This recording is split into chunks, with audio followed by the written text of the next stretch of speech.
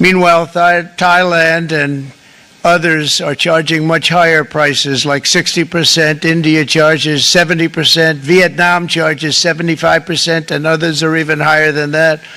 Likewise, until today, the United States has for decades charged a 2.5 tariff. Think of that, 2.5% on foreign-made automobiles. The European Union charges us more than 10% tariffs, and they have 20% VATs, much, much higher. India charges 70%, and perhaps worst of all are the non-monetary restrictions imposed by South Korea, Japan, and very many other nations. As a result of these colossal trade barriers, 81% of the cars in South Korea are made in South Korea. 94% of the cars in Japan are made in Japan. Toyota sells 1 million foreign-made automobiles into the United States, and General Motors sells almost none. Ford sells very little. None of our companies are allowed to go into other countries. And I say that, friend and foe. And in many cases, the friend is worse than the foe in terms of trade.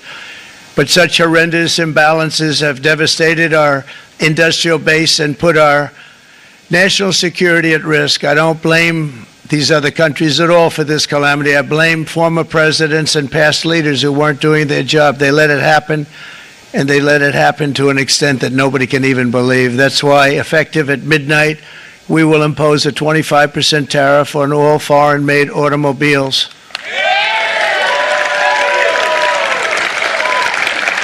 Thank you. Brian, I'd like to have you come up here for a second, okay? I just see him sitting. He's been a fan of ours.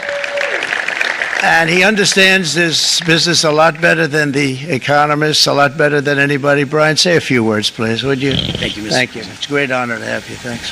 Thank you, Mr. President. I grew up just north of Detroit, Michigan, in Macomb County, known as the home of the Reagan Democrats. My first vote for president was for Ronald Reagan. I thought that was going to be the best president I ever saw in my lifetime until Donald J. Trump came along. I have watched my entire life, I have watched plant after plant after plant in Detroit and in the support Donald Trump's policies on tariffs 100%. So, Mr. President, we can't thank you enough. And in 6 months or a year, we're going to begin to see the benefits. I can't wait to see what's happening 3 or 4 years down the road. Thank you, Mr. President. What a great guy. He got it right from the beginning. He got it before almost anybody else. This group over there, they got it too. And, you know, we won the state of Michigan. We won almost all of them. But we won Michigan by a lot. And I want to just thank you all. The auto workers were fantastic. The Teamsters were fantastic. Everyone was pretty good, I will tell you. Thank you very much. I appreciate it. You're going to be very happy very soon. And you probably see what's happening with all of the, not only car companies, but car companies in particular. You see it with all of the ones they're moving, they're announcing day in, day out. You're seeing it. Nobody's ever seen anything like that. With today's actions, we're also standing up for our great farmers and ranchers who are brutalized by nations all over the world. Everyone was pretty good, I will tell you. Thank you very much. I appreciate it.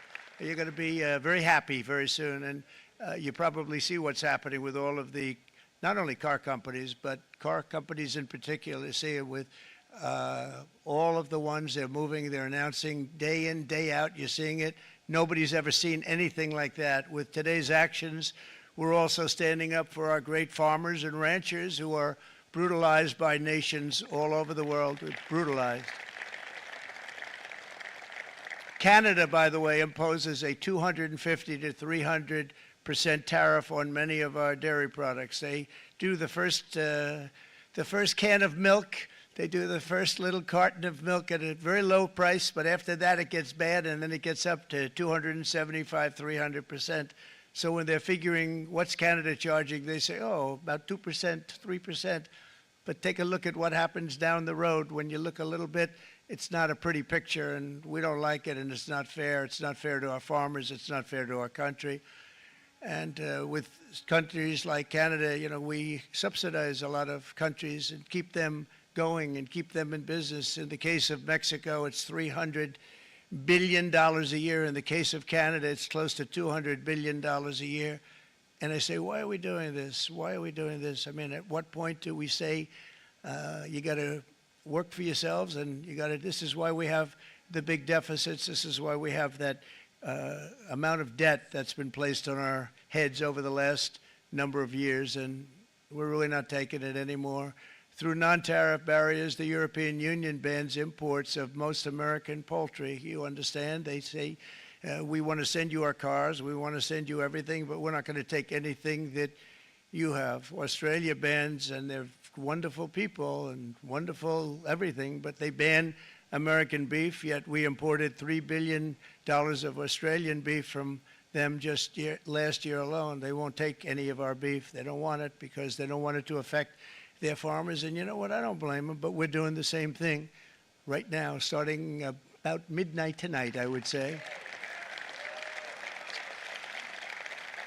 And China charges American rice farmers an overquota, it's called, a tariff rate of 65%. South Korea charges 50, actually they charge different, from 50% to 513%. And Japan, our friend, charges us 700%. But that's because they don't want us selling rice and other things. Who can blame them, Madam Secretary? Agriculture, great job you did on eggs, by the way. The egg prices came down 50%.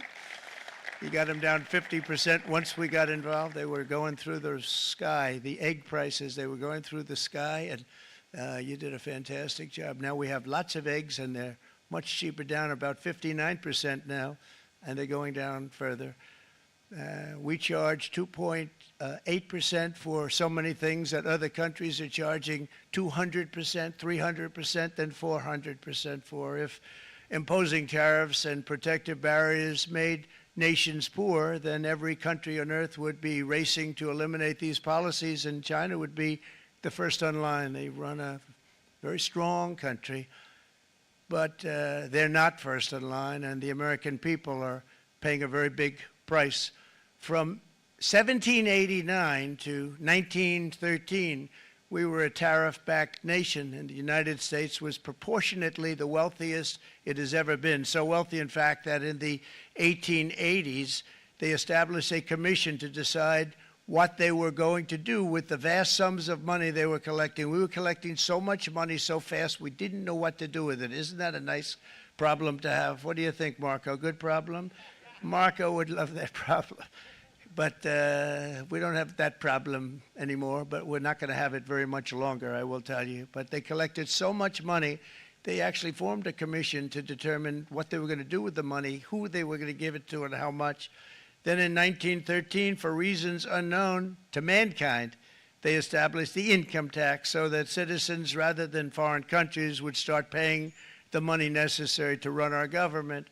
Then in 1929, it all came to a very abrupt end with the Great Depression, and it would have never happened if they had stayed with the tariff policy. It would have been a much different story. They tried to bring back tariffs to save our country, but it was gone. It was gone. It was too late. Nothing could have been done. It took years and years to get out of that depression, far longer than even FDR had that office right over there for a long period of time. The ramp system, that's rather intricate, was built because of him, and every time you walk up, you think of him, and he did a great job in many ways, but it lasted long beyond his terms, as you know. But it's not too late any longer, and we're going to start being smart, and we're going to start being very wealthy again. We're going to be wealthy as a country because they've taken so much of our wealth away from us. We're not going to let that happen.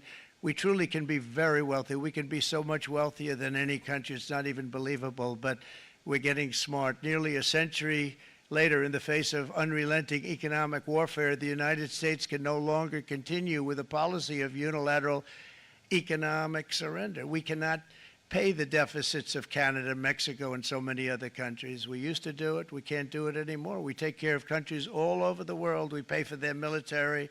We pay for everything they have to pay, and then when you want to cut back a little bit, they get upset that you're not taking care of them any longer. But we have to take care of our people, and we're going to take care of our people first, and I'm sorry to say that.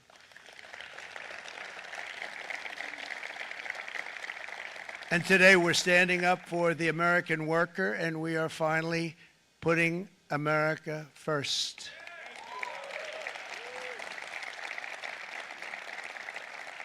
In sleepy Joe Biden's last year in office, the United States hemorrhaged 100,000 manufacturing jobs, and the number was going through the roof at levels never seen before. And our trade deficit reached a record $1.2 trillion, which is unheard of. Since the beginning of NAFTA, the worst trade deal ever made, it was a horror show. I was able to terminate it. They all said you'd never be able to get it out. We had to get approval from Congress to get it terminated. We had to live with that deal. It was the worst trade deal ever made by far. But since the very beginning of NAFTA, our country lost 90,000 factories. Think of what that is, 90,000. Think about putting a map up and putting tax on it. You wouldn't have enough room. 90,000. I said, is that possible? We had it checked 4 different times, and it was actually somewhat higher than that. And 5 million manufacturing jobs were lost while racking up trade deficits of $19 trillion. That was the worst trade deal ever made. As a result of these gigantic losses, foreign nations now own $26 trillion more of American assets than think of this, than the Americans own of their own foreign assets or other foreign assets. The United States can no longer produce enough antibiotics to treat our sick. We have a tremendous problem. We have to go to foreign countries to treat our sick. If anything ever happened from a war standpoint, we wouldn't be able to do it. We import virtually all of our computers, phones, televisions, and electronics. We used to dominate the field, and now we import it all from different countries. A single shipyard in China now produces more ships every year than all of the American shipyards combined. Think of that. And it was a business that we used to dominate. We used to dominate it totally. In short, chronic trade deficits are no longer merely an economic problem. They're a national emergency that threatens our security and our very way of life. It's a very great threat to our country. And for these reasons, starting tomorrow, the United States will implement reciprocal tariffs on other nations. It's been a long time since we even thought of that. We used to think about it a lot. We didn't think about it for many decades, and you see what's happened. For nations that treat us badly, we will calculate the combined rate of all their tariffs, non-monetary barriers, and other forms of cheating. And because we are being very kind, we're kind people, very kind. You're not so kind when you got ripped off with your salaries. My auto worker friends and my Teamster friends and all of the unions that typically voted Democrat, they're not voting Democrat anymore because worker, whether union or non-worker, they're for the Republicans now. That's what happened. But we will charge them approximately half of what they are and have been charging us. So the tariffs will be not a full reciprocal. I could have done that, yes, but it would have been tough for a lot of countries who didn't want to do that. I'd like to see the chart if you have it. Could you bring it up, Howard? This is our great Secretary of Commerce, Howard Lutnick. Thanks, Howard. So if you look at that, China, first row, China, 67%. That's tariffs charged to the USA, including currency manipulation and trade barriers. So 67%, I think you can, for the most part, see it. Those with good eyes, with bad eyes. We didn't want to bring, it's very windy out here. We didn't want to bring out the big charts because it had no chance of standing. Fortunately, we came armed with a little smaller chart. So it's 67%, so we're going to be charging a discounted reciprocal tariff of 34%. I think, in other words, they charge us, we charge them less. So how can anybody be upset? They will be because we never charge anybody anything, but now we're going to charge. European Union, they're very tough, very, very tough traders. You know, you think of European Union, very friendly. They rip us off. It's so sad to see. It's so pathetic. 39%, we're going to charge them 20%, so we're charging them essentially half. Vietnam, great negotiators, great people. They like me, I like them. The problem is they charge us 90%. We're going to charge them 46% tariff. Taiwan, where they took all of our computer chips and semiconductors. We used to be the king, right? We were everything. We had all of it. Now we have almost none of it, except the biggest company is coming in. We're going to end up with almost 40%. Lee Zeldin's working to get their approvals. And it's an amazing company. Mr. Wei, of one of the great companies of the world, actually, they're coming in from Taiwan, and they're going to build one of the biggest plants in the world, maybe the biggest for that. But 64%, we're going to charge them 32%. Japan, very, very tough. Great people. And again, I don't blame the people for doing it. I think they're very smart in doing it. I blame the people that sat right in that Oval Office, right over there, right behind the Resolute desk or whichever desk they chose. Japan, 46%. They would charge us 46%, and much higher for certain items like cars, little items like cars. 46%, we're charging them 24%. India, very, very tough, very, very tough. The Prime Minister just left. And he's a great friend of mine, but I said, you're a friend of mine, but you're not treating us right. They charge us 52%. You have to understand, we charge them almost nothing for years and years and decades. And it was only 7 years ago when I came in, we started with China and charged them. We took in hundreds of billions of dollars from China in tariffs. And they understood, honestly. President Xi understood. He said, look, I understand. And the other countries, and they all understand. We're going to have to go through a little tough love, maybe, but they all understand. They're ripping us off, and they understood it. Prime Minister of Japan, Shinzo Abe. He was a fantastic man. He was unfortunately taken from us, assassination. But I went to him and I said, Shinzo, we have to do something. A trade is not fair. He said, I know that, I know that. And he was a great gentleman. He was a fantastic man, but he understood immediately what I was talking about. I said, Shinzo, we have to do something. He said, I know that. And we worked out a deal, and it would have been a much better deal, but frankly, there were many years left on the deal that was made previous to my getting there, but it was something. If you look at Switzerland, 61% to 31%. Indonesia, Malaysia, Cambodia. Oh, look at Cambodia, 97%. We're going to bring it down to 49. They made a fortune with the United States of America. United Kingdom, 10%, and we'll go 10%. So we'll do the same thing. South Africa, 60%, 30%, and they've got some bad things going on in South Africa. We're paying them billions of dollars, and we cut the funding because a lot of bad things are happening in South Africa. The fake news ought to be looking at it. They don't want to report it. Brazil, 10%, 10%. Bangladesh is 74%. So you see what's going on. Pakistan, 58%. Sri Lanka, 88%. So what we're doing is we're taking not the full, we could take the full 88%. Thanks a lot, Harold. He's doing a very good job. How's he doing, all right? I think you better take it with you. It's not going to last very long. He's going to put it, it's going to follow you down with the wind. I brought a hat just in case it got too windy, but here, would anybody like a hat? I'm not giving it to a cabinet. I'm giving it to the auto workers. Come here.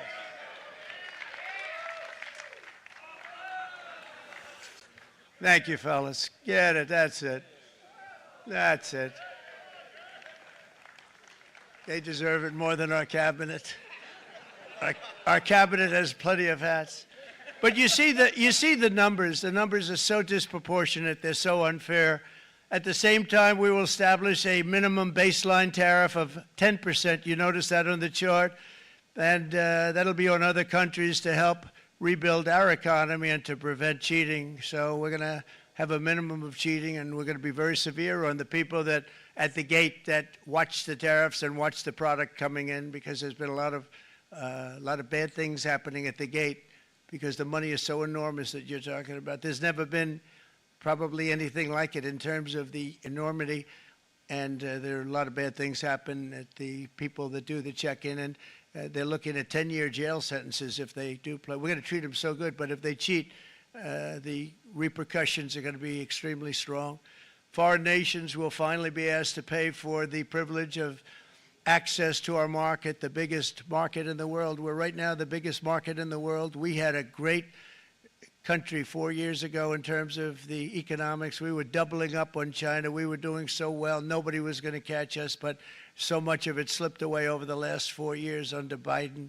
I campaigned on this policy throughout last year, and today that promise was made, and it was also a promise, as you know, that was kept. Promises made, promises kept.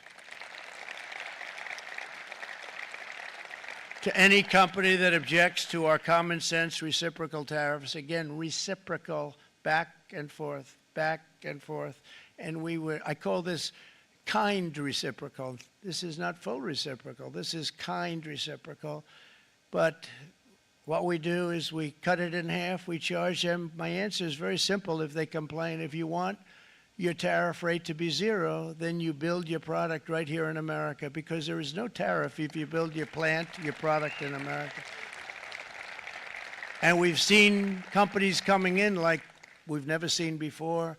Likewise to all of the foreign presidents, prime ministers, kings, queens, ambassadors, and everyone else who will soon be calling to ask for exemptions from these tariffs. I say, terminate your own tariffs, drop your barriers, don't manipulate your currencies. They manipulate their currencies like nobody can even believe, which is a bad, bad thing and very devastating to us.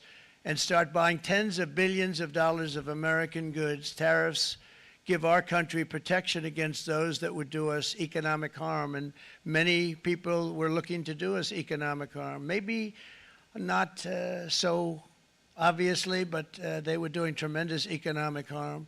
But even more importantly, they will give us growth. These tariffs are going to give us growth like you haven't seen before. And it'll be something very special to watch. I am so looking forward. And Brian, it's going to happen even faster than you said. You know, you might say, but it's already started. It's already started.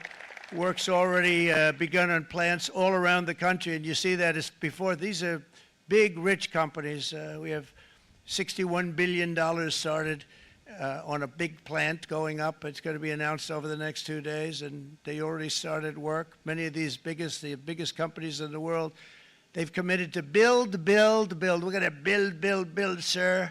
And they came here to see me, and they wanted to know if they could have a press conference. I do as many as I can. I'm pretty busy trying to stop Russia and Ukraine and the Middle East. We got to stop that. We got to stop the Houthis, which we're making tremendous. They like shooting ships down and out of the water, sinking ships. They get a kick out of it, but they're not getting such a kick out of it now, are they, Mr. Secretary? They're not getting such a kick out of that now. But here are just a short list of some of the companies that have already announced and committed to investment. And this is a company that built its factories and its plants in China. Apple is going to spend $500 billion. They never spent money like that here. They're going to build their plants here.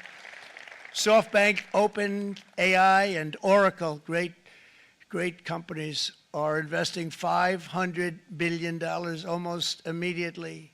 NVIDIA, a hot company, is investing hundreds of billions of dollars. They just announced. TSMC, the biggest, most important company in the world of chips from Taiwan, with no investment from us, is investing $200 billion. And they said the reason was, number one, the election of November 5th, and number two, the tariffs. They don't want to pay the tariffs, and the way they're not paying it is to build their plant here. So we're going to go from almost no percentage. We used to have 100% of the chip market. Now it's all in Taiwan. Almost all of it's in Taiwan, a couple of other countries, but mostly in Taiwan.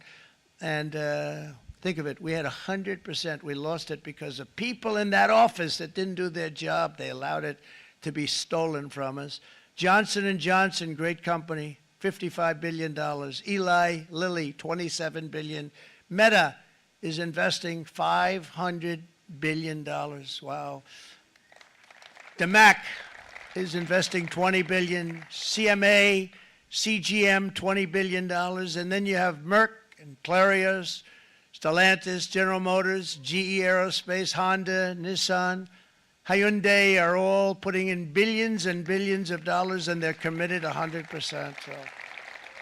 And we've never had, and this is after 2.5 months. This is not This is after just a short, this all took place as soon as we came out with what everybody wanted to do. You know, I watched a gentleman today on television, used to work with Lee Iacocca, a very respected automobile person, and he said, you know, because they were asking people, they try and get as many negative people as they can, but they can't find them too much. It's pretty hard to find in terms of what we're doing, especially when they see all this investment.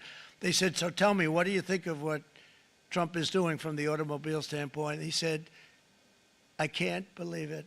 Somebody is finally, he's an older guy, real pro, really top guy, with Lee Iacocca. He said, I never thought I'd see the day when this would happen, where somebody had the courage to go and do what has to be done. This is transforming our nation. Our entire nation is going to be transformed, not only with the cars, but on every single other item that's built. We're going to become an industrial powerhouse. And he said that so beautifully today. In fact, I'm going to find out, I'm going to get a tape, and Bruce, I'm going to get that tape, and I'm going to send it to you out in Long Island, and you're going to play it for the people.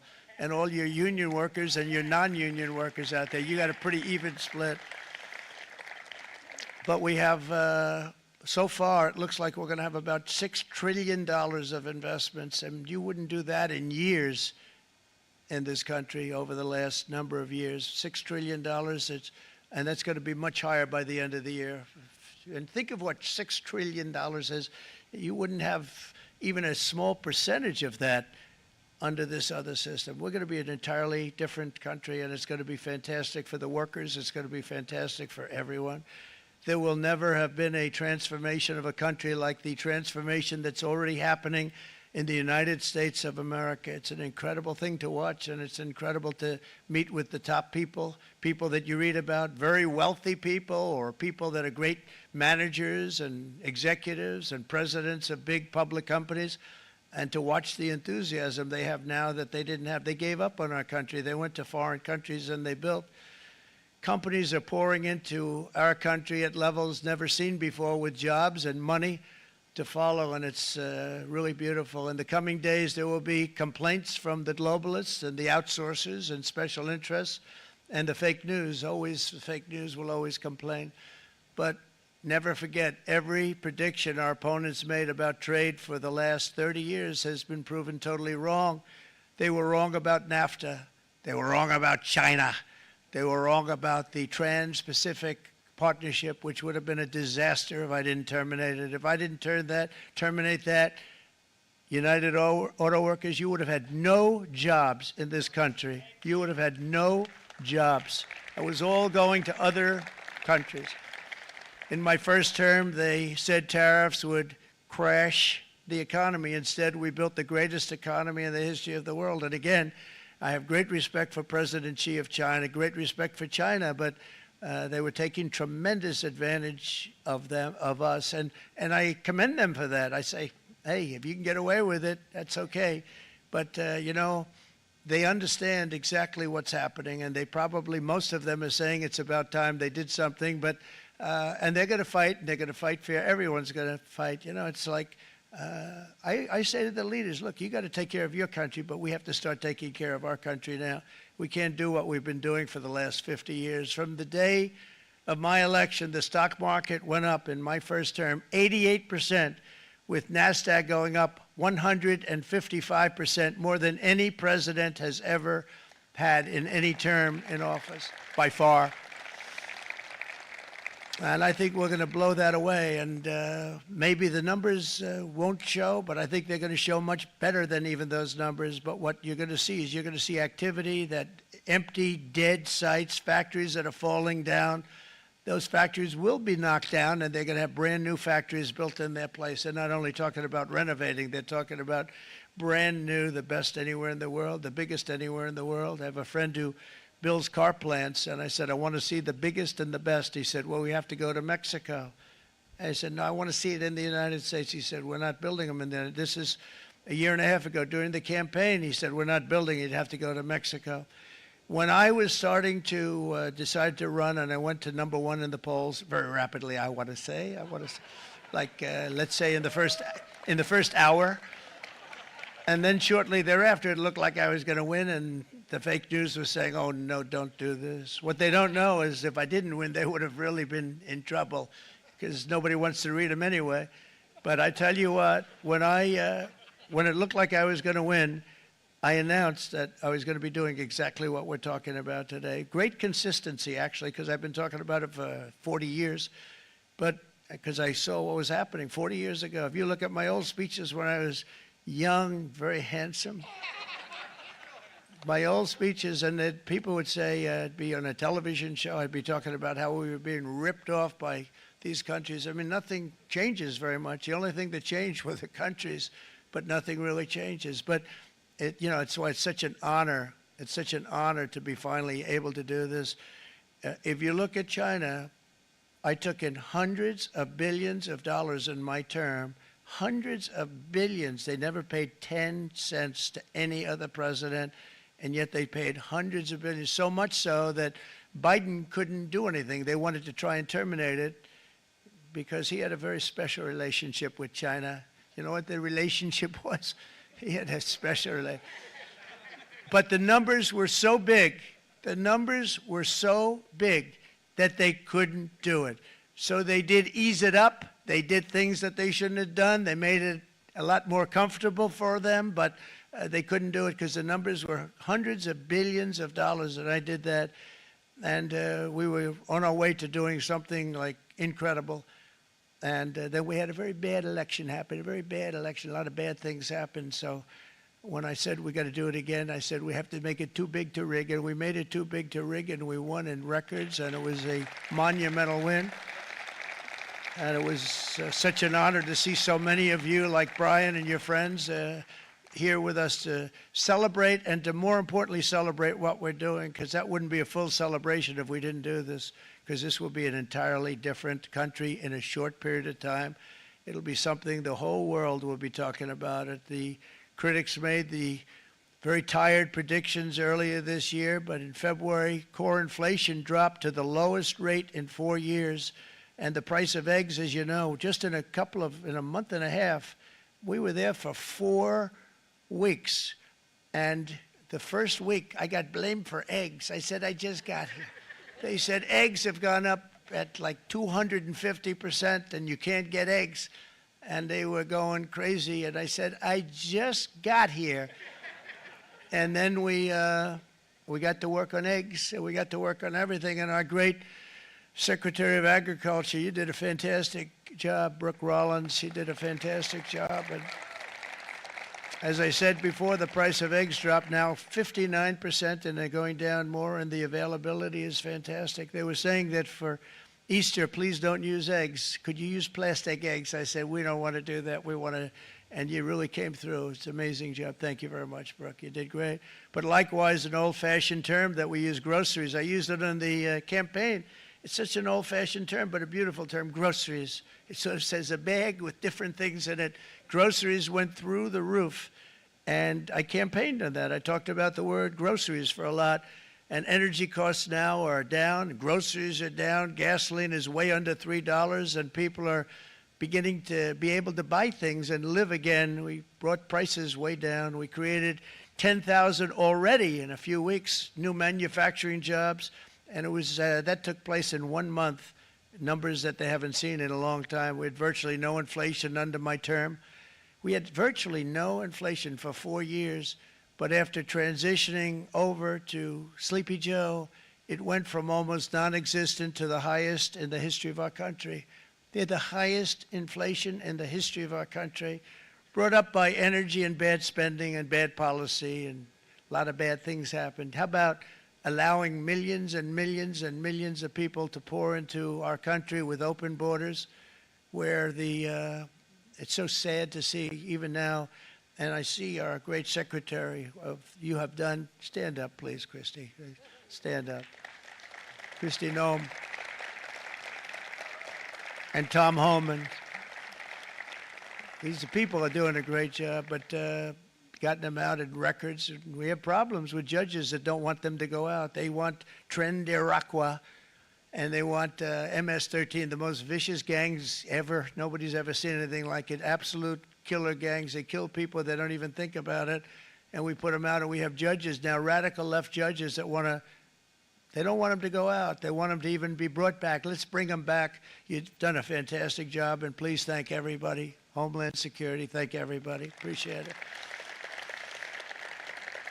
And we now have a border that's the best border that we've ever had, even better than it was my first term. My first term we did good, but this one we really specialized in. We've done really well.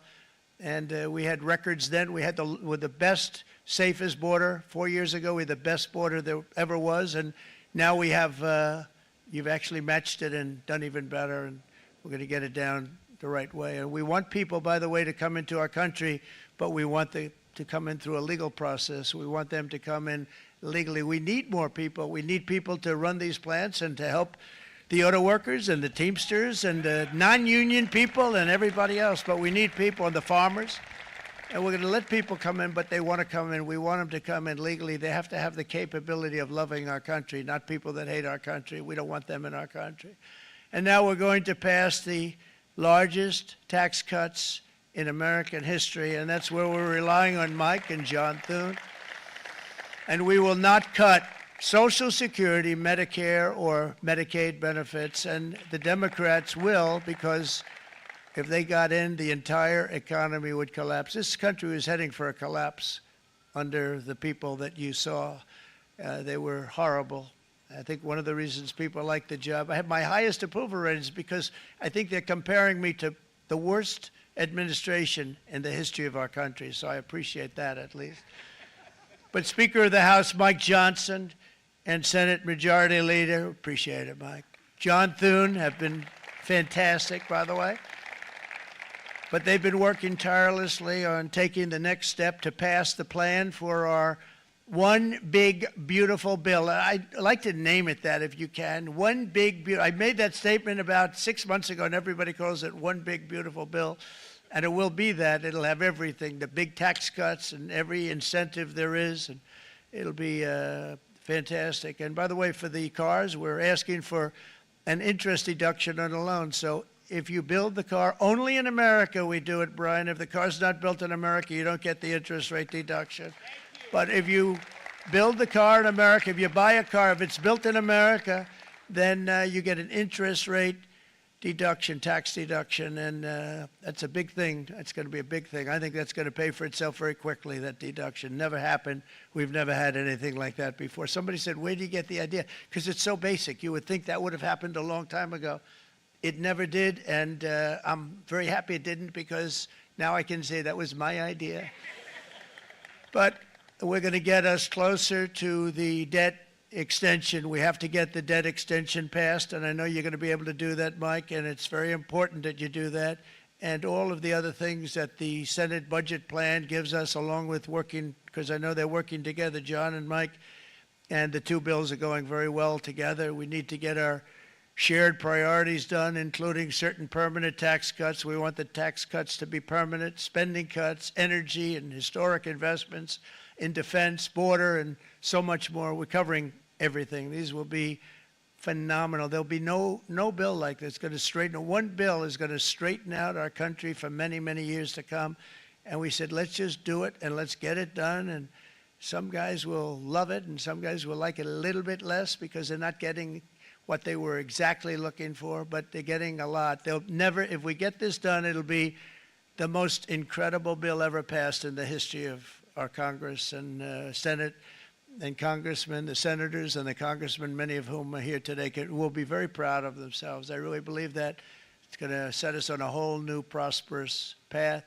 We're going to cut spending and right-size the budget back to where it should be. We're going to do that very strongly. Thank you, Rick. Thank you. John, thank you. Oh, look at all of our senators over there. Oh, boy, that's a nice group of people. But I won't like them so much if they don't get this bill done. That's a great group. And Congressman, thank you very much. I appreciate it. Tremendous people. The Senate plan is my complete and total support, and the House plan likewise is very similar. They're moving along pretty much at the same clip, and as soon as you're ready, you'll show it to me, and I'm sure it'll have my support, Mike. Every Republican congressman and senator must unify. We have to unify. We can't be separated. We have to get it done. We have to get absolutely everything we can, and we have to take care of the American people. That's the only thing that matters. We have to take care of the American people first. We need to pass this bill immediately, get it done, including debt extension. From this day on, we're not going to let anyone tell us that American workers and families cannot have the future that they deserve. We're going to produce the cars and ships, chips, airplanes, minerals, and medicines that we need right here in America. The pharmaceutical companies are going to become roaring back. They're coming roaring back. They're all coming back to our country, because if they don't, they got a big tax to pay. And if they do, I'll be very happy, and you're going to be very happy, and you're going to be very safe. We're going to build our future with American hands, with American heart, American steel, and we're going to build it with American pride like we used to. We're approaching our 100th day as president, and have been given credit by a lot of people, actually, even some of the fake news. Can you believe it? Which in this case hopefully isn't fake, for having done more in that time than any other administration in the history of our country in the first 100 days. I think we've had an amazing, in terms of what we've done, what we've gotten accomplished. I'd like to see if we can get that war ended and another war from not starting in the Middle East. We have to get Russia. They're losing 2,000 on average, 2,500 people a day, young people, soldiers, Russian. Think of that, 2,500 through some days, but on average, probably over about a 1 week period, it's 2,712, they say. They're losing those soldiers. They're dying. They're being decimated. And they're not from our country, but they're from other countries. But they're human beings. They're from Russia. They're from Ukraine in this period, most of them. And we're going to get it stopped. It's a senseless war that would have never happened if I was president, and it shouldn't be allowed to go on. And I think we're being given good cooperation by Russia and by Ukraine, but we have to get it stopped. It's humanity. It's humanity. It's a terrible thing. This will be a very big moment. I think you're going to remember today. It's going to be a free nation that we're dealing with. We're going to have a very free and beautiful nation. It's going to be Liberation Day.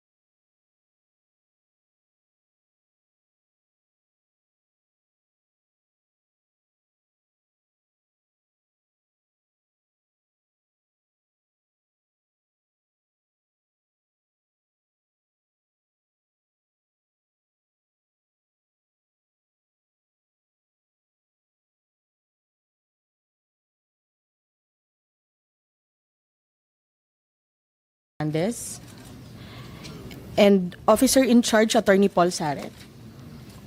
From the Department of the Interior and Local Government, we have Secretary Juanito Victor C. Remulla. I'm sorry, may I interrupt? The DFA has not sent any legal representative. Our Office of Treaty and Legal Affairs, ma'am. Yes, Attorney Paul Saret. Saret, yes. You can speak on their behalf.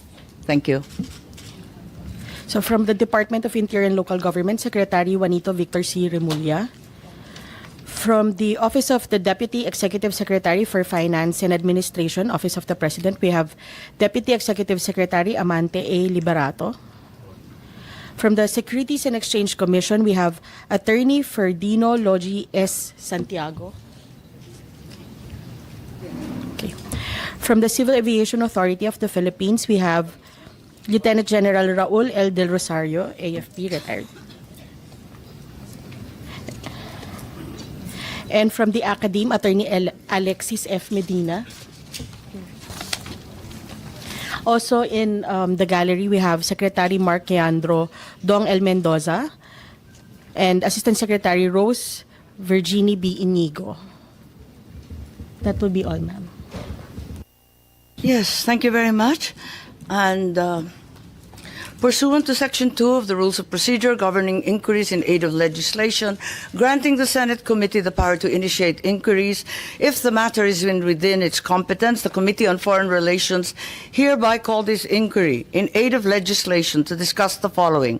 1. The clarification of the involvement and the roles of the International Criminal Court, the International Criminal Police Organization, and the various government agencies in the arrest of former President Rodrigo Roa Duterte. Number 2, confirmation that measures were taken to ensure that the rights of former President Duterte under domestic laws and relevant treaties were properly protected throughout the process. And Number 3, that such other matters that may aid the committee in crafting necessary legislation on the coordination between Philippine authorities and international tribunals and law enforcement organizations. Having stated the agenda, I invite you to join me view the video clips collected during the incident.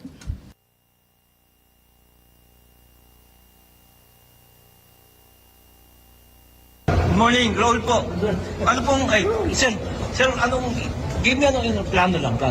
O na sir, salubungin lang namin sir. Yung warrant, sir, sir Hindi niyo. sir, may taga-PCTC, may taga-Interpol. Interpol. Yes sir. So kayo ang lead, sir? Yes sir, yes. Kumusta kasi, sir? Hindi mo pwedeng iwan. Sige, sir.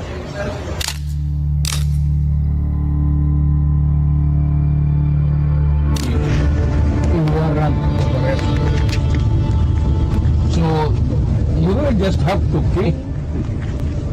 Kung hindi ako papayag, kung kakampi ka dyan sa mga puti, you better go back to them and have the legal, I am a citizen of this country, a former president, and you show me a piece of paper and you're asking me to go with you.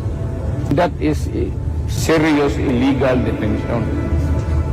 Former President Rodrigo Duterte cries out illegal detention at Villamor Air Base after he was served an arrest warrant from the International Criminal Court. The former president was arrested upon his arrival at the Ninoy Aquino International Airport on Tuesday, March 11. Duterte's arrest came amid a case before the International Criminal Court for alleged crimes against humanity during his administration's war on drugs. For and against you in the court of law. And I want to ask you sir if you understand these rights. Of course, coming from you, it's very clear. Now that you're asking sir for the basis of the warrant, the ICC had issued a warrant pursuant to Article 25(3)(a) of the statute for crimes against humanity and pursuant to Article 7(1)(a) of the same statute for murder, sir. Buhay ko sir. Buhay ko sir. Generally speaking, pabili ka na namin ng mga gamot na kailangan. Sir, this is a police operation. Ganito naman sir, ulitin natin ito sir. Sandali mo na. Square one. Are you saying I placed the former president under arrest? Daniel, matanda pa. The easy way, sir, is for you to choose 3 people to accompany PRRD. May pass dyan. And you know the plane. The hard way. Charter flight. Chartered flight from... So we need to know. We need to know when we're bringing our president. Ma'am, the hard way. Sir, we need to know, please, information where you are bringing. Wala sa pilgrim ko yun, ma'am. Sagalugin natin. Sabihin nyo kung saan siya dalahin. Hard way. Just invoke Article 59. Bakit hindi yan magawa-gawa? Attorney, you will be That's precisely the point that I'm saying. That's precisely the right to counsel is something that has to be observed and respected.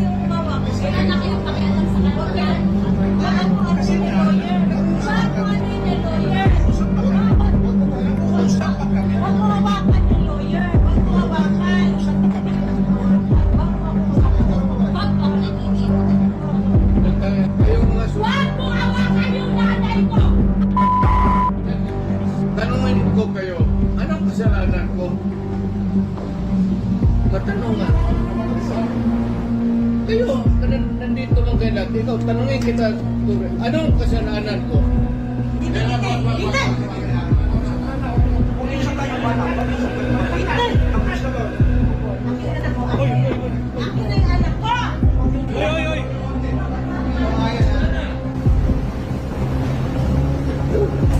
Hihilain ko yan. Hihilain ko yan. Ako maniwala ka, hihilain ko yan. Takot ako manas. Pero hihilain ko yan. Is that our intention? You have to kill me to bring me to him. Ang anak mo pupunta dito. Yes, sir. Hindi pa pasukin yan. Hindi ninyo, ikaw, Yes, sir. hindi mo Upon my orders. hindi mo pinapatok. Yes, sir. Upon my orders, sir. Ang sabi ko, ang abogado ko, ang anak ko na babae, They can visit you at your detention center, sir. Hindi nila ako pinapapasok dito sa airbase. Nakiusap ako kung pwedeng makausap ko personal si former President Rodrigo Duterte para mabigyan ko siya ng instructions and then makabigay din siya ng instructions sa si General Marbil daw ang in charge ng buong Villamor Military Airbase. Saan ka ba naman nakahanap ng military airbase na Chief PNP ang in charge at siya ang nagsasabi kung sino ang pwedeng pumasok at hindi pumasok. But you are the second highest official dito sa ating bansa. Pero parang pamumulitika pa ito sa tingin niyo? Alright, oo. Very much pamumulitika ito. Kahit ang ibang bansa nagsalita na.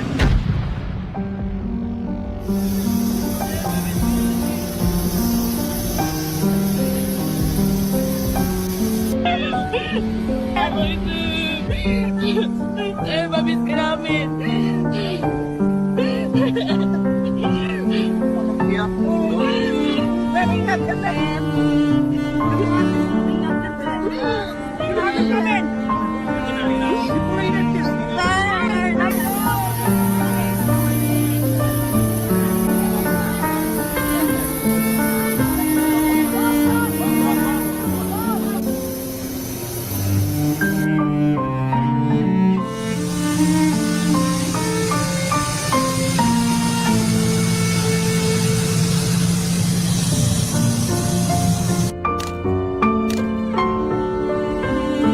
Ikaw ho ba nagplano ng lahat ng ito? Hindi naman. It was a group effort. Secretary Chidoro was there, Secretary Anyo was there too, and the President and I.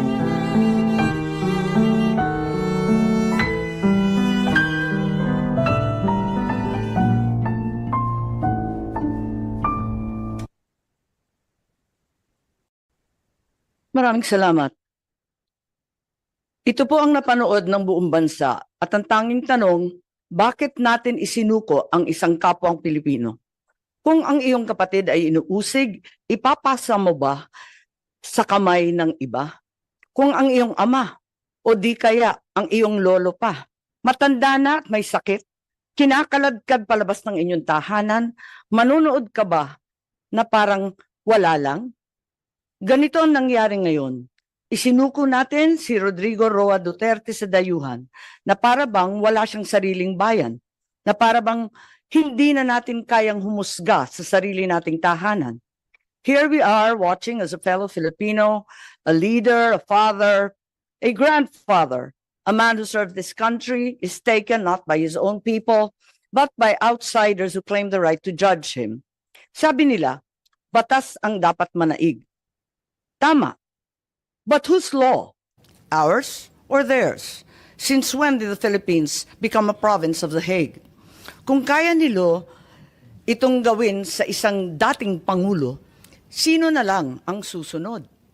If they can march into our house and take one of our own, what stops them from doing it again and again? To you, to me, to any of us. What protection can we guarantee our OFWs eking out a living overseas? This is bigger than Duterte. This is about our dignity as Filipinos. Ngayon pa lang ito nangyari sa buong kasaysayan ng Pilipinas. Pero paano kung mauulit? Paano kung sa susunod, ibang Pilipino naman ang kinaladkad papalabas? The Senate will seek answers, and if there is indeed wrongdoing, we will make certain to put up safeguards so this never happens again. We are not here to fight, least of all, to fight each other. We are here to find the truth. Because a country that does not demand answers will always be at the mercy of those who dictate the questions. Ang hustisyang ipinapataw ng dayuhan ay hindi hustisya. Ito ay pang-aalipin. Ito ay pagkontrol. At mga kababayan ko, hindi tayo alipin. Tayo ay Pilipino. At kung Pilipino ka, hindi mo kailanman isusuko ang iyong kapwang Pilipino. Hindi mo isusuko ang iyong pagiging Pilipino. We call on Senator Bongo, who also has a preliminary statement.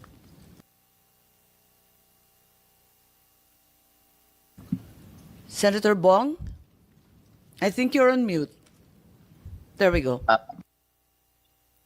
Good day, Madam Chair, distinguished colleagues, to the resource persons present in this hearing.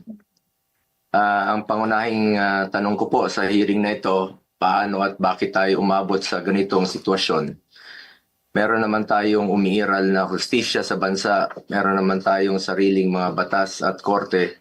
Bakit pinayagan po ng gobyerno na nakipin po ang isang Pilipino sa sarili nating bayan? Sabi nga ng mga nakakarami, too late the hero. Kaya kung anuman ang lumabas sa hearing na ito, si dating Pangulong Duterte ay ngayon nasa The Hague na po, Netherlands na po. Ano bang pwede pang magawa? I respect the initiative of this committee to hold the Senate inquiry. Bagamat nirerespeto natin ang pagdinig na ito, sinasabi ko rin po ang aking mga hinanakit na parang too late na po. Walang problema sa akin mag-hearing kahit araw-araw po. Pero tanong, may babalik niyo pa ba si Tatay Digong? Yan ang tinatawag ko na too late the hero na po. Useless lahat ng hearing na ito kung hindi na po may babalik si Tatay Digong. Kung kaya, pakiusap ko lang, kung kaya niyo po siyang dalhin doon in less than 1 day, sa loob po ng 13 na oras, dapat kaya niyo rin po siyang ibalik dito sa lalong madaling panahon. Dahil nangungulila po ang Pilipino at hindi kayang tanggapin ang nangyari sa kanya. Bilang isang mambabatas, nandun ako sa NAIA nung lumapag ang eroplanong sinasakyan ni dating Pangulong Duterte. Hindi po ako pinayagang makapasok. Kasama ko po ang kanyang mga doktor dahil may scheduled medical check-up po siya sa March 12. You may check the records po. Importante, masiguro ang kanyang kalusugan dahil 80 years old na po ang dating Pangulo. Pero mukhang hindi ito naisaalang-alang po ng otoridad dahil hindi siya pinayagan na mapunta sa ospital. Hindi nadala ang kanyang mga medisina.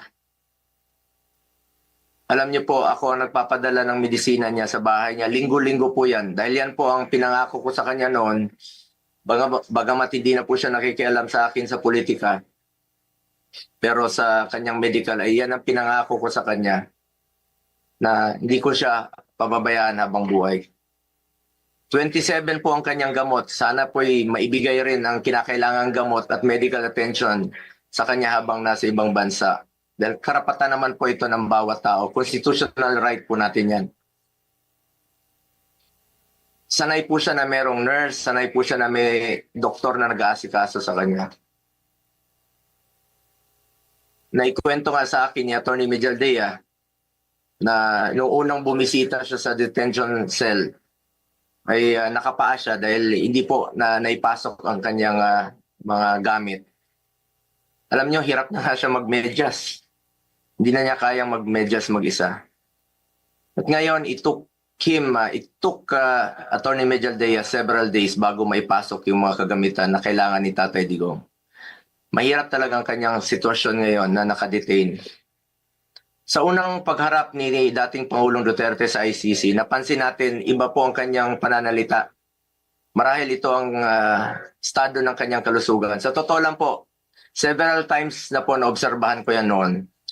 Yung kanyang pananalita, ganun yan. Pag hindi po naibibigay sa kanya yung saktong medisina na dapat niyang inumin. Marami na pong karamdaman si Tatay Digong. Sino ba namang 80 years old na walang gamot na iniinom at walang karamdaman?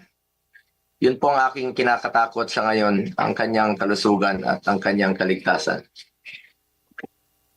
Kaya hindi ko po maintindihan bakit hindi pinayagan ng mga pulis ang doktor na makita siya. Okay na po ako, hindi niyo po ako pinapasok. Ilang beses po akong nakiusap. Pwede ba akong pumasok, sumunod? Pinababa nga ako sa sasakyan eh. Hindi po ako pinapasok doon sa Villamor Air Base.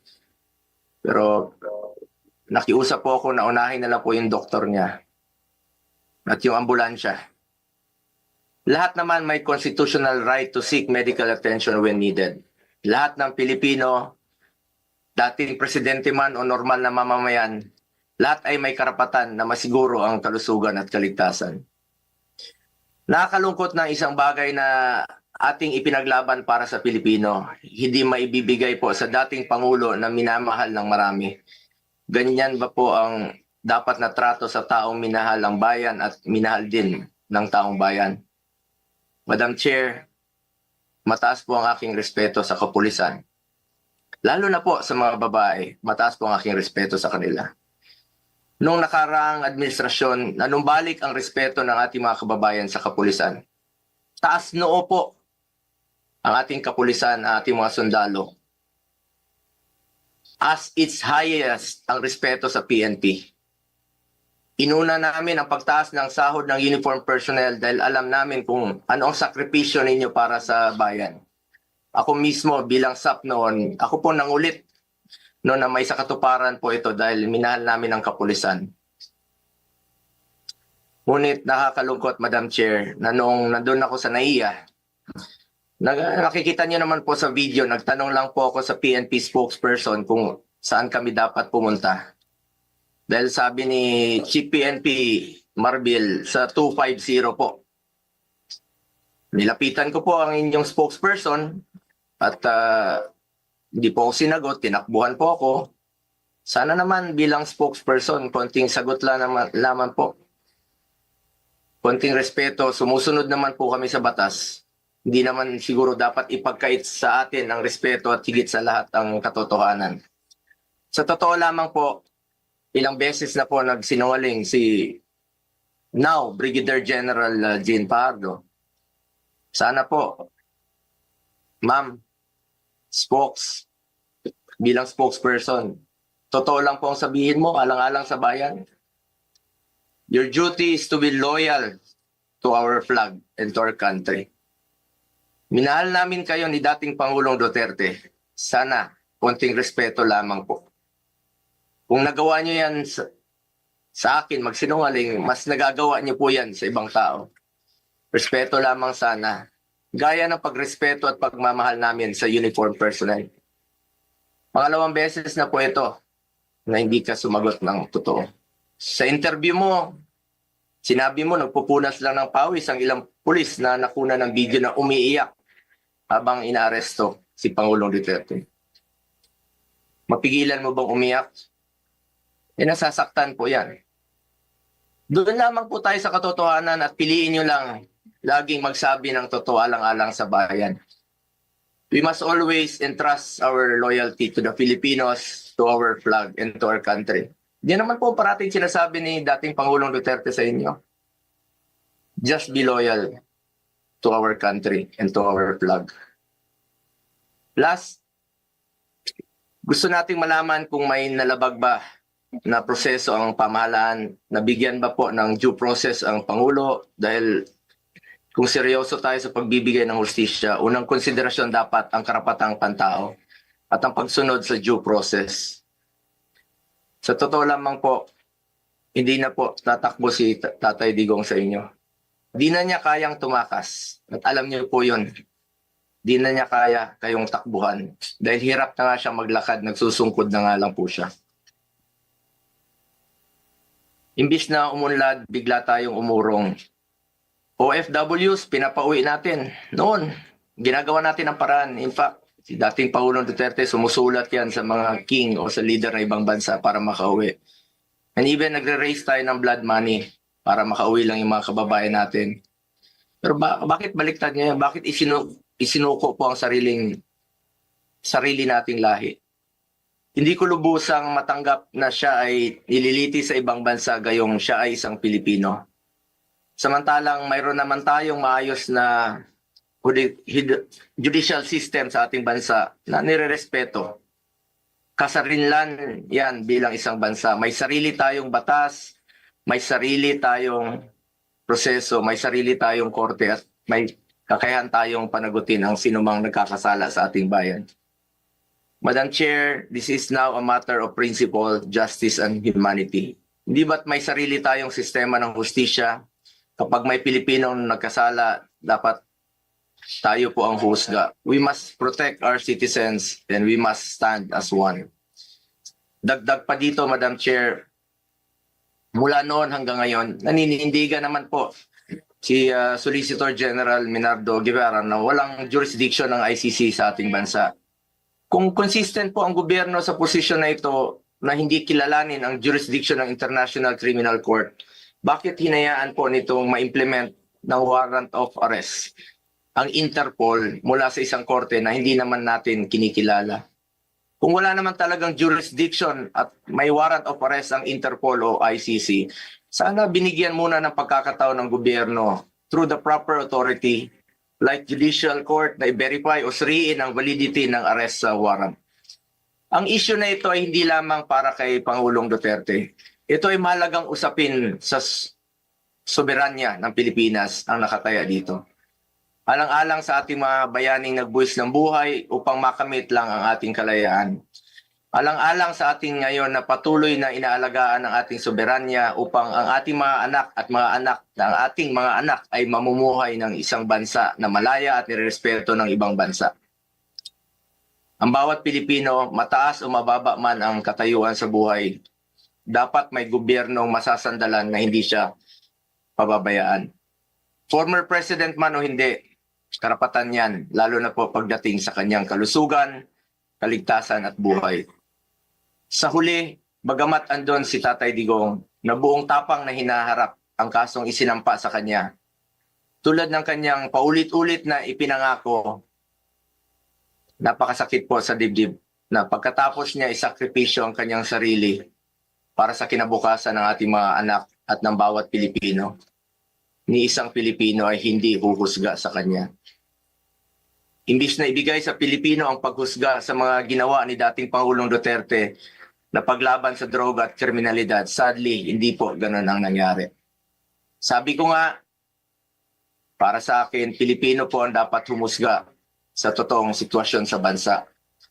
Kung mas nakakalakad na po ba ang ating mga anak noong panahon niya, hindi po nasasaktan, hindi nababastos.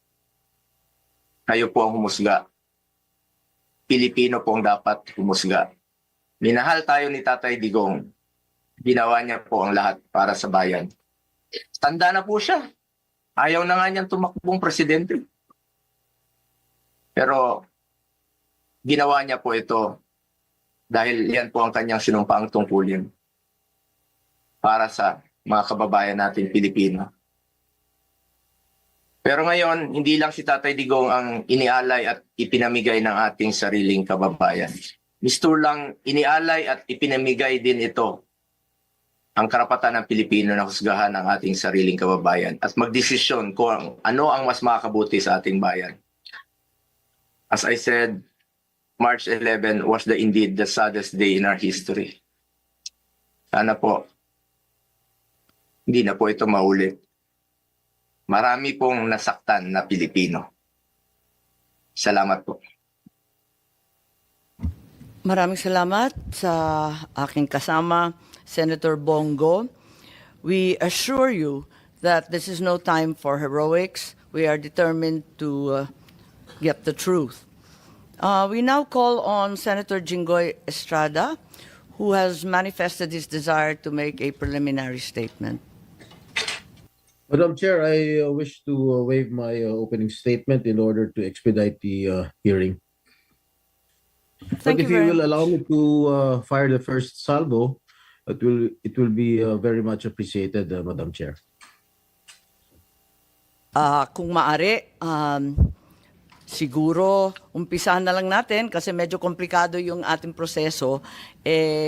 Umpisahan muna natin yung order, ano? Tapos kung pwede, sumabat na lang kayo, kikilalanin kita kaagad-agad. Yes, Madam Chair. Maraming salamat. Okay, at this juncture, I call on the committee secretary to administer the oath to our resource persons. Kindly stand and raise your right hand and repeat after me. Okay. I state your name. Do solemnly swear to tell the truth, the whole truth, and nothing but the truth in this proceeding. Thank you. You may now sit.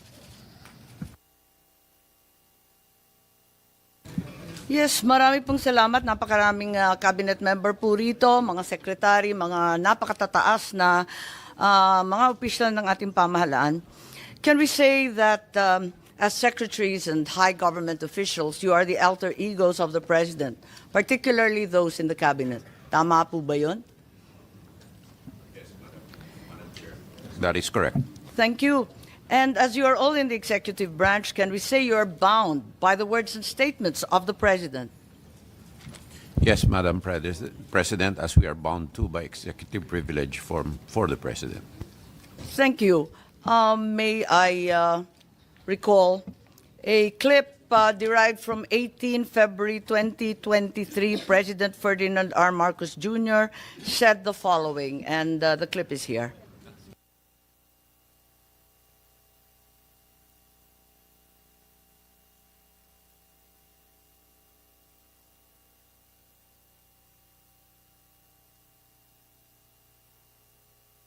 Oo, hindi, at bak. Papayagan ko sila dito, pero magturista lang sila. I'm sorry, this seems to be an earlier statement, 2022. Pagkaunawa ko sa ICC, the ICC is there pagka walang judiciary na nag-ooperate sa isang bansa. Dahil nagkagera, dahil nasira lahat, the economy has collapsed, etc., for whatever reason. Diyan papasok ang ICC. We have a functioning judiciary. And that's why I do not see the need for a foreigner to come and do the job for us, to do the job for our judicial system. Our judicial system is perfectly capable of doing that. And it also raises a great many questions about jurisdiction and sovereignty. What is their jurisdiction to come here into the Philippines and conduct an investigation? Is that not a violation of our rights as a sovereign nation in the community of nations? Those questions need to be answered before they can be allowed any investigation. Senator Bongbong, maraming salamat. Oh my, that went very quickly. Maraming Salamat. Thank you for your time. God bless you. No. You have misread it. We do not cooperate with the ICC. That is the position of this government. Pero pag ni-red notice po ng Interpol, we will be obliged to participate. As Secretary Remulla explained before, we have obligations to Interpol, and we have to live up to those obligations. And therefore, the next step, Interpol. Okay, let me say this for the 100th time. I do not recognize the jurisdiction of ICC in the Philippines. I consider it as a threat to our sovereignty. Therefore, the Philippine government will not lift a finger to help any investigation that the ICC conducts. However, as ordinary people, they can come and visit the Philippines. Pero hindi kami tutulong sa kanila. In fact, binabantayan namin sila, making sure that hindi sila that they do not come into contact with any agency of government. And if they are contacting agencies of government, na sasabihin yung whatever, policeman, local government, sabihin nyo, wag nyo sasagutin. Yun ang sagot natin. That we do not recognize your jurisdiction, therefore we will not assist in any way, shape, or form any of the investigations that the ICC is doing here in the Philippines. Okay, thank you, sir. That's it? All right.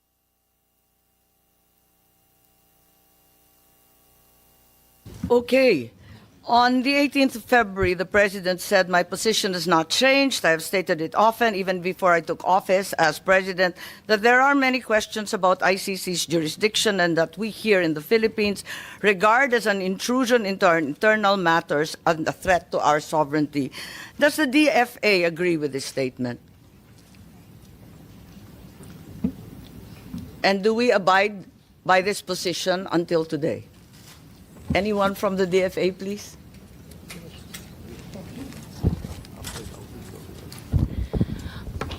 Madam Chair, good morning. Yes, you recognize USEC. Yes, thank you.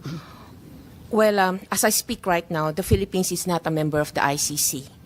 And the DFA defers to the Department of Justice as the implementing agency when it comes to cooperation on ICC matters. Madam Chair. Yes, so to the best of your knowledge and in the consideration of the DFA, we are not a member of the ICC. Yes, Your Honor. Thank you. And the DOJ, having been referred to, may I call on Secretary Remulla, please, to clarify this issue. We are not members of the ICC, ma'am. So, whatever relationship we have with the ICC is on an arm's length basis if we have to talk to them. But we have never spoken to them. I'm sorry, Secretary, I didn't hear you. Whatever relationship we have It's on an arm's length basis, meaning very transparent if ever. But we have never spoken to them. Arm's length. Yes, ma'am. So you have had contact even at No, ma'am. arm's length? We do not have any contact. What we're saying is we are very transparent about what we do, and we have never had any contact with the ICC. So you uphold the statement of the President saying that the ICC has no jurisdiction here in the Philippines. Is that correct? Ma'am, jurisdiction of the ICC is throughout the world. We belong to a community of nations Regardless that of is those tied who are together by a legal system called international humanitarian law. It is something adopted by more than 150 countries in the world. International humanitarian law, which became a law in 2009 or 2010. And that law, that domestic law, is what we adhere to in this case. Are you referring to RA 9851? Yes, ma'am. Because you indicated the date of 2009, is that correct? Yes, ma'am. Thank you. So therefore, we are not members of the ICC. We are not members of the ICC since President Duterte withdrew our membership in 2018, effective 2019. Okay. That being the position of the DILG, I assume that Secretary Remulla in the DILG also maintains the same. Yes, ma'am. I defer to the wisdom of the Department of Justice. And the PNP, General Marbil, please. Yes, Madam Chair. Thank you. If that is therefore an unqualified yes, and you are in agreement with the President that the ICC has no jurisdiction whatsoever, what was the DOJ referring to as the ICC's jurisdiction in the Philippines being different from us being a member? What is the distinction, please? Ma'am, the ICC tries people for individual crimes, not states. So the Philippines, as a state, cannot be called upon by the ICC to do something for them. But when the ICC is running after individuals who are Filipino citizens, then that obligation becomes another kind of obligation. So that therefore the Senate ratification of the ICC at the time that it was ratified is of no weight. Regardless, you will fall under the jurisdiction of the ICC, under Well, for the so-called individuals- international. Yes, madam. humanitarian- that is your belief, DOJ. Yes, madam. When there are Regardless of individuals being a party being or not when being a there are party? individuals being asked by the ICC to explain, it is another matter. As a state is different from an individual. We all know that we have to. I think that is the not the individuals question. being charged by the ICC will have to face the ICC. I'm perplexed. The DFA made it very clear that as we withdrew, we are no longer a state party to the treaty. And now you're saying that we can nevertheless fall under the ICC, under the generic rubric of international humanitarian law. So it doesn't matter whether you sign or do not sign, whether Yes, ma'am. you ratify It or doesn't do not matter, ma'am. ratify. It doesn't makes no matter. difference. That doesn't make any difference anymore. Are you certain? I'm certain. Okay, Attorney Saret, please, from DFA. Is that the position of the DFA? Madam Chair, I concur with my USEC, the current acting SFA, that as far as we are concerned, we're no longer members of the ICC, ma'am. And as non-members, can we possibly fall under the jurisdiction of the ICC under the rubric of international humanitarian law? Is that correct? Yes, ma'am, I think, because we, under the... What's the use of signing or ratifying a treaty if it bears no weight? Yes, I defer, ma'am, to Secretary Remulla. May I? This one, ma'am. I think it's your purview, your DFA. Yes, ma'am. But yes, ma'am, technically we are no longer a member of the ICC, but we might be obligated under residual jurisdiction as what the Supreme Court in one case already mentioned, that we still have residual jurisdiction. Thank you, Madam Chair. Yes, Madam Chair, if I may. I'm a little bit perplexed given that you are part of the executive. The president has said, as he said for the 100th time, that we are not under the ICC. Why is the SOJ now saying that we are nevertheless somehow, in some miraculous way, under the rubric of the international humanitarian law, still under its jurisdiction? Your Honor, it is not the Philippines that is under the jurisdiction. It is the individuals who are charged by the ICC, which is under the jurisdiction. There is a distinction, ma'am. Please explain. As non-members of the ICC, and as a state, the ICC has no jurisdiction over us as a country. But over the individuals who may have committed crimes that violate international humanitarian law, that is a universal value being held by the whole world today, that people cannot cross borders and hide behind boundaries so that they can run away from the law.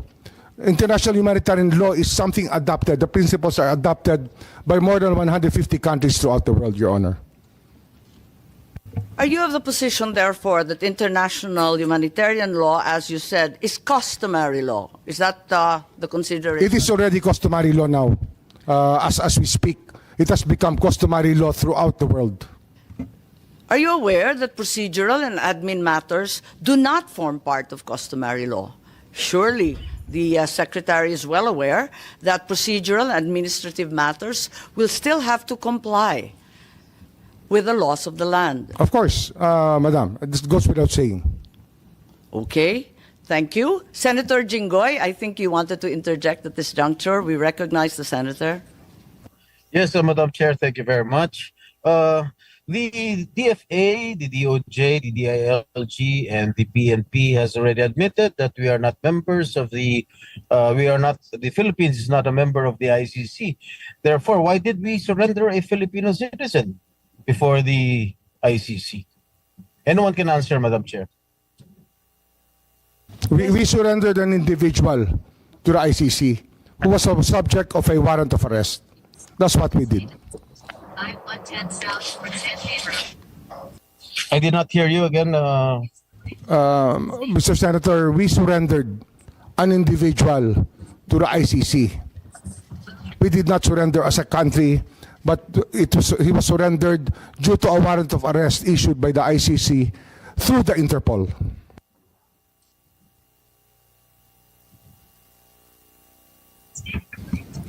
Senator Jinggoy, any follow-up questions, please? Thank you. If that's the case, while we've attempted to retrieve Senator Jinggoy, let me just pursue the question of the international humanitarian law being customary law. Since procedural and administrative matters do not fall under customary law, ICC processes, therefore, are not part and parcel. Madam Chair, the distinction of the ICC process of issuing a warrant of arrest is something accepted through a treaty, the International Police Organization. You have just contradicted yourself, sir. You said it was customary, and now you're saying it's by treaty. We can be very technical about it, ma'am. Sorry. But we can be very technical about it if you wish to be. But the fact is, it is our accession to the Interpol which made all of this possible. We will go to the Interpol later. Let us discuss the ICC at this juncture. So while I will go with you for the sake of argument that the IHL, or International Humanitarian Law, has now become accepted as part of international customary law, I am unable to accept that ICC processes and administrative procedures as well are now part of customary law. I don't think so. The processes are not part of customary law. We have our own administrative processes. If you ask me about this, Madam, we can say that the IHL is the domestic law that we followed in recognizing the warrant of arrest issued against Rodrigo Roa Duterte. Which domestic law and process did Republic Act 9851, Your Honor. as mentioned previously? Yes, as mentioned previously, and within the provisions allows us two options, either extradition or surrender. We chose the executive mode, which is surrender.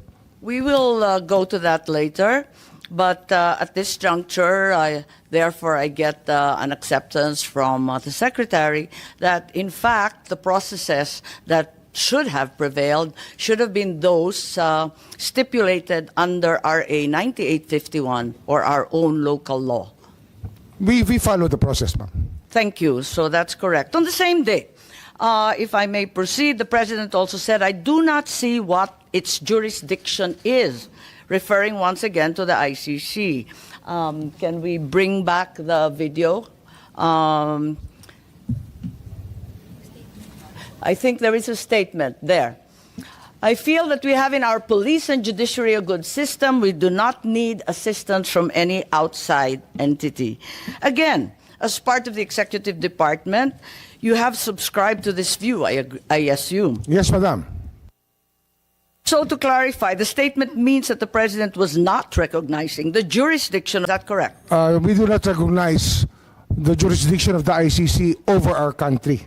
What we recognize is the jurisdiction of the ICC over individuals who may have violated international humanitarian law by committing murder and other heinous crimes.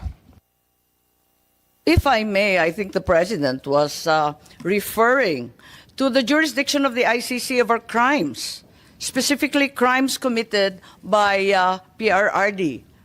Isn't that so? Can you rephrase your question, ma'am? Well, you said that while the ICC has no jurisdiction over the Philippines as a state, it maintains jurisdiction over individuals and crimes under Yes, the ma'am. international humanitarian order. Yes, ma'am. Right.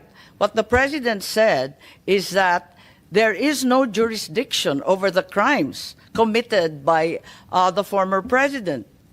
Well, Because we have a functioning police and judiciary system. Unless you submit that we don't. Submit that we don't what, ma'am? That we don't have a functioning police force. We have a functioning or police a force. Judiciary. We have a judiciary. But what we are dealing with here You're is crimes contradicting your committed president, 14 years Secretary. ago to 2019. We're talking about a timeline, Your Honor, that we were not even here yet, and that it is very hard. Ma'am, may I continue? Yes, carry on. Well, yes. it is very difficult for us. We made our No, the commitments. president made it very clear. We made our commitments to the United Nations that we would investigate all of these crimes committed during the drug war. And it was not a very easy task, ma'am, because the people that we expect to be cooperating with us were not. So, although we're still doing our investigations on the EJ case, on the extrajudicial killings committed during that time. Yes, I'm not reviewing the drug war. This is a Foreign Relations Committee hearing. Yes, ma'am. But in this statement, the president clearly means jurisdiction over individuals. It's very, very clear. There's no area for quibbling. And if you say there's jurisdiction over individuals, I don't believe that you are in agreement with your president. As a matter of fact, the ICC does not try countries, after all. They do try Our individuals, views however. evolved during times, at times. And I don't So you know do admit if he that still you- has the same view up to today, because we are talking about a clip which was done 1.5 years ago. Our minds can change, ma'am. We cannot just stay in one rut and say that this is the absolute, because our minds may change, and we are allowed that by the law of man and the law of God. Yes, of course. Of course, we all change our minds, and Mr. Secretary. So you are saying that the president changed his mind? Well, When did he I change cannot his speak for him, madam. I cannot speak for him. Your conclusions are really your own, and I cannot adopt your conclusions here. They're not my conclusions. It's a bold statement, which really. Well, your does not- statements of belief are your own, ma'am. I cannot adapt to your statements of belief, but I will respect them. The statement of the president is very, very clear cut. I would like to show also a letter in December of 2023. Do we have it on hand? Can you enlarge it so that it's much clearer?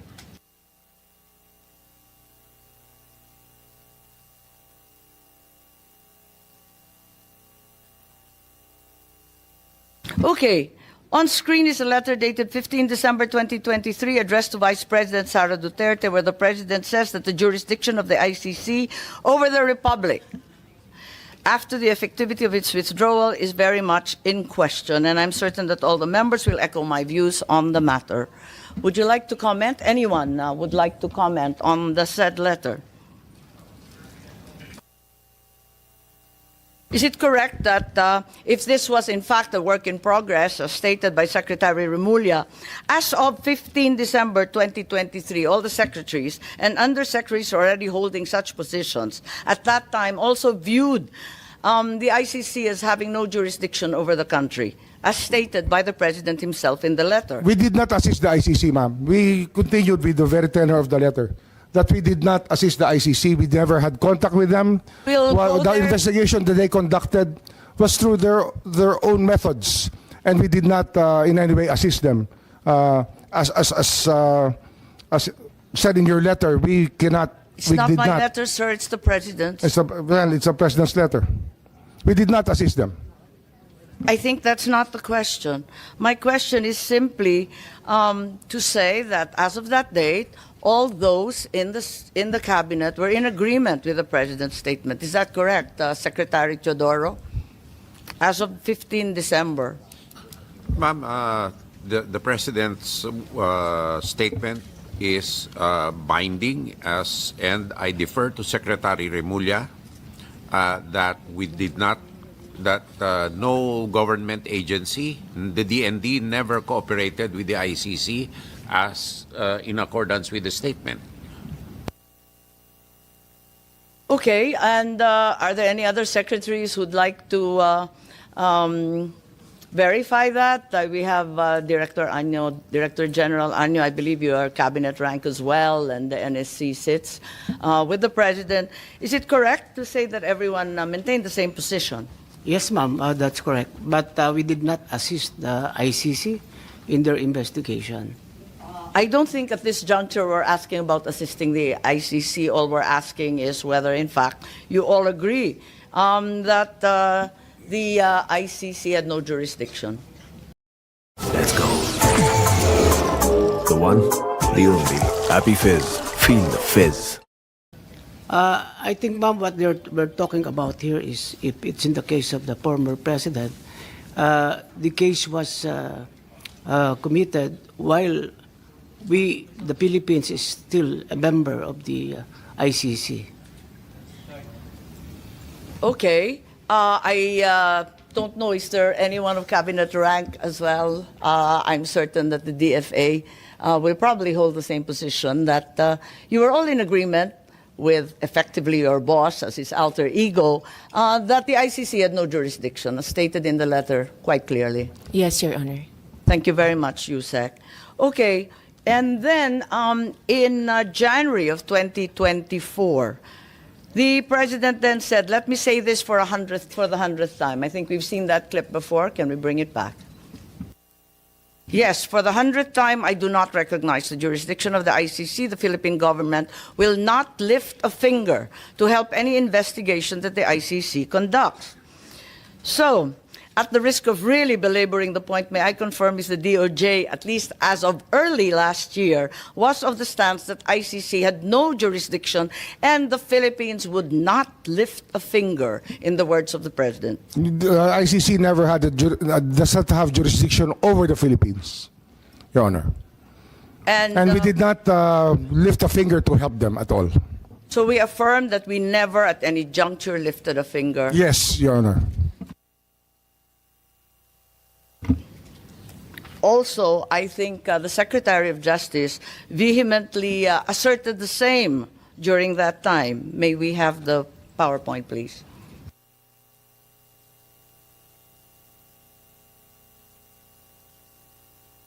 Are these your words, Secretary?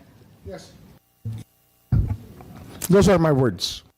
Right. And there is no jurisdiction, and we have an inherent right to determine our own legal framework and address internal matters. Yes, Your Honor.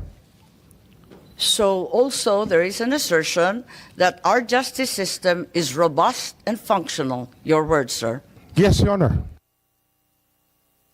However, 10 days later, after Secretary Remulla gave the above statement, on 20 February, there seems to be a slight yet significant change in the tone of the president's rhetoric when he said, I am not certain if we have the PowerPoint. Do we have a slide with the president? I don't approve or deny it, but you know the ICC, haven't done anything illegal. We will do something about it. We are an open country. Maybe clarified as to what the president meant, given that there seems to be a determined change in attitude, that in fact we are an open country. And until they being ICC, do something illegal, wala siyang gagawin para hintuin sila. Parang naiba ang usapin. I will have to ask what question was asked of the president before I make any response, because I do not know what context the president said those words. I think it's not unclear. Hanggang may gawin sila na illegal. May I ask the PNP, the DFA, anong ibig sabihin if they do something illegal? Na nanghimasok sila, na may ginawa sila sa Pilipinas. Maybe I can answer that better, ma'am. An example would be to take an oath of somebody within the Philippine legal system. They are not allowed to do that. Okay, so until such time as they do something illegal, like requiring an oath of someone being entirely unauthorized as foreigners, is that your meaning? Yes, ma'am. Okay. Does this mean that the Philippine government was allowing the ICC to enter and investigate, provided they did not amount to any illegal action? Nobody ever identified themselves as the ICC when they entered our country, if ever they entered our country. So we did not allow them, if that is the only meaning of your question, we did not allow them as we did not know any entry of any ICC person in the country. The president's statement seems to suggest otherwise. We are an open country. So yes, ma'am, but we could not. That there, in fact, were others coming through. Well, we suppose that people were coming in and out of our borders. We have millions and millions of people entering our ports and airports, and we cannot ask all of them if they are related to the ICC or not. We cannot do that, ma'am. Okay, perhaps we can call on Secretary Año. Did you have any information that, in fact, the ICC had resumed its investigation? Because clearly there is a pivot in the president's statement. Perhaps you can enlighten us? Ma'am, as far as the NSC is concerned, we have not monitored any investigation conducted by the ICC inside the country. So, at no point after the pre-trial chamber authorized the prosecutor to resume its investigation, did in fact resume its investigation in the Philippines? We don't have any information that they conducted an investigation here, but probably in Bakit their own nabanggit ng base. Pangulo na meron ng possibly illegal entry and that in fact they were welcome since we were an open country? Ano kaya ibig sabihin nun? Ma'am, may I? Yeah, may I refer to the DOJ, ma'am? Yes, please. Yes, ma'am. It's really important that we know the context by which the president gave the statement. If we do not know the question, we cannot understand the answer. I think that it's very basic, ma'am.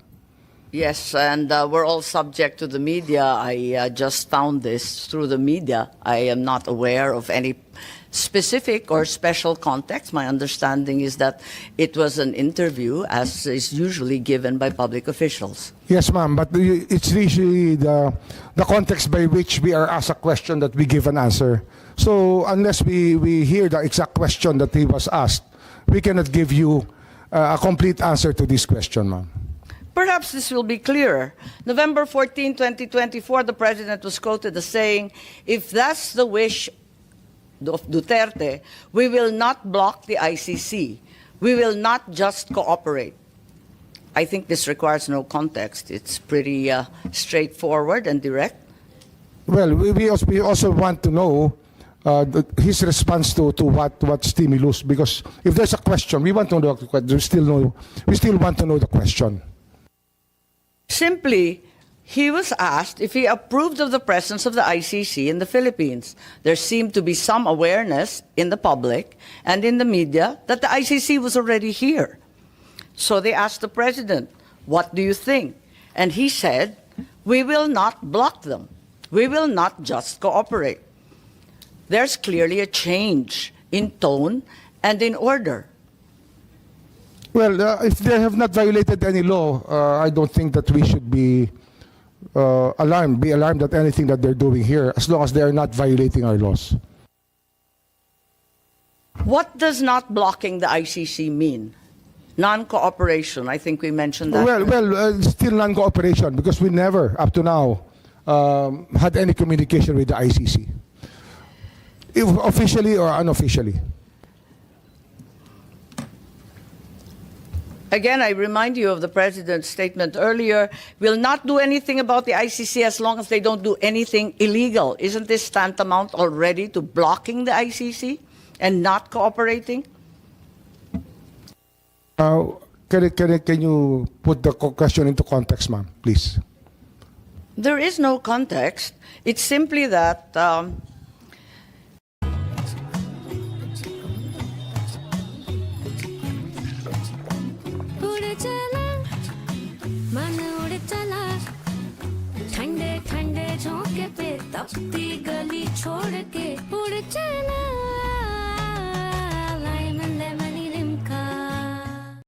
previously the President said that the government will not do anything about the ICC, like you commented on, unless they do something illegal in the Philippines. Is this not tantamount to blocking the ICC? Well, blocking the ICC, we never knew that they were here. We cannot do something that we do not even know or identify the people who are supposed to be blocked. So I don't see the logic, ma'am. No, it's a simple question, straightforward. As of November 14 last year, ang sinabi ng Pangulo, no blocking, pero no cooperation din. Tama? Marahil, yun siguro ho, mas maganda hong Tagalogin natin, hindi tayo tutulong sa kanila. Hindi tayo tutulong. Hindi tayo hahadlang, ngunit hindi tayo tutulong. Yung paghadlang kasi, wala ng anuman investigasyon, pwera lang kapag illegal na ang ginagawa. Pero ganun nga ho yun. Hindi rin tayo tutulong. Ganun ho ang batas natin eh.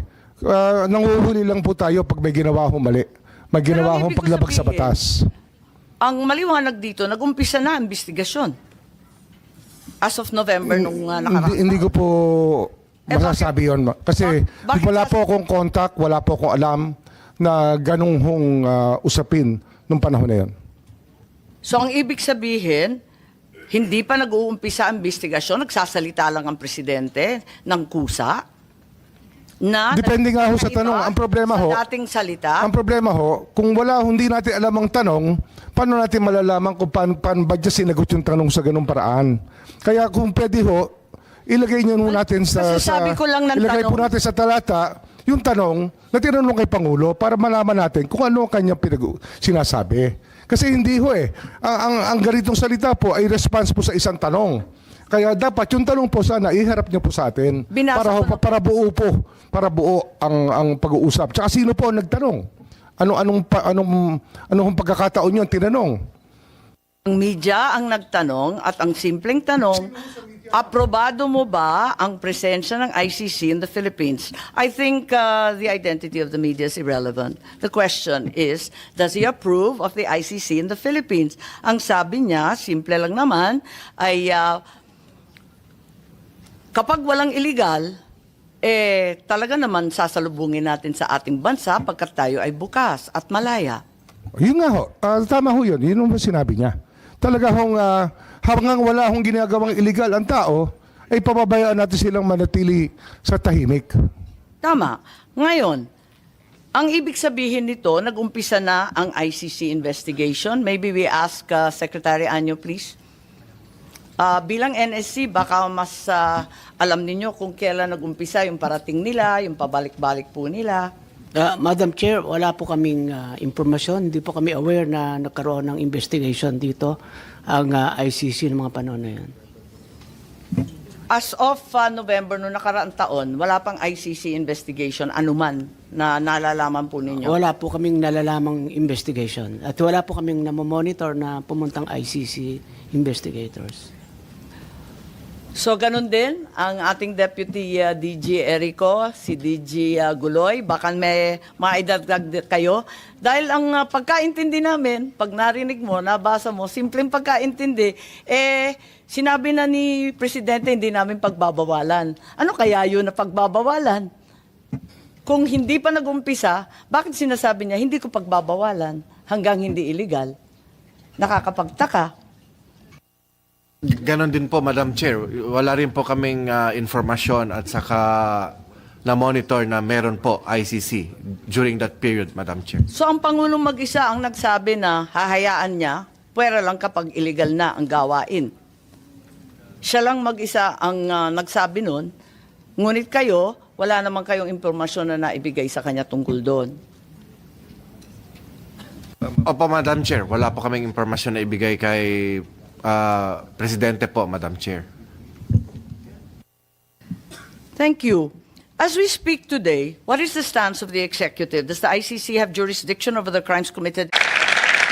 April 2nd, 2025 will forever be remembered as the day American industry was reborn, the day America's destiny was reclaimed, and the day that we began to make America wealthy again. We're going to make it wealthy, good and wealthy. For decades, our country has been looted, pillaged, raped, and plundered by nations near and far, both friend and foe alike. American steel workers, auto workers, farmers, and skilled craftsmen, we have a lot of them